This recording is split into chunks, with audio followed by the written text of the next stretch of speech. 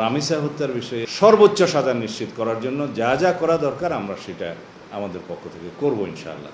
আপনি ইঙ্গিত করেছেন, ধর্ষণ এবং হত্যার পরে আসামিকে 7 ঘন্টার ভিতরে গ্রেফতার করতে আমরা সক্ষম হয়েছি।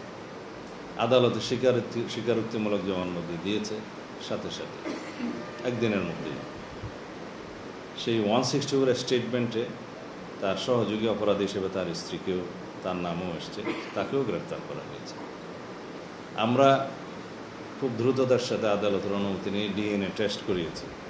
সেই টেস্ট 3 দিনের সময় লাগে, 3 দিনের মধ্যে সেটা সমাপ্ত হয়েছে। রিপোর্ট কালকে বিকেলে জমা হয়েছে। পোস্টমর্টম রিপোর্টটা আমরা হাতে পেয়েছি ইতিমধ্যেই।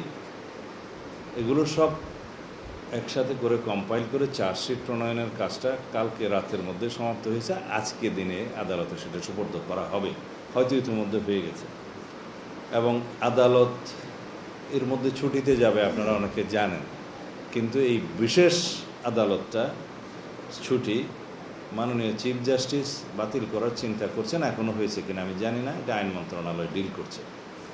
আমরা একজন স্পেশাল পিপি নিয়োগ করেছি শুধুমাত্র এই মামলাটার ডিল করার জন্য। সব কিছু বিবেচনায় আমরা আশা করছি যে আজকের মধ্যে তো চার্জশিট প্রদান করা হবেই, এবং খুব সম্ভবত 5 থেকে 7 দিনের ভিতরে এই বিচার কার্য সমাপ্ত হবে। এর চাইতে বেশি কিছু করার আমাদের পক্ষে এই মুহূর্তে আর বোধহয় সম্ভব না।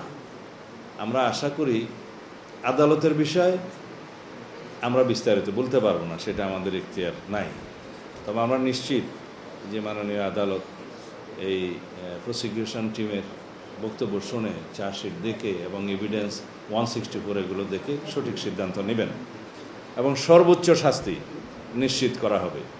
আমরা যেহেতু আদালতের বিষয়টা প্রকাশ্যে বলতে পারি না যে তাকে এই সাজা দেওয়া হবে, তবে আমরা এইটুকু বলি যে এই অপরাধীর সর্বোচ্চ সাজা নিশ্চিত করার জন্য যা যা করা দরকার আমরা সেটা আমাদের পক্ষ থেকে করব ইনশাআল্লাহ।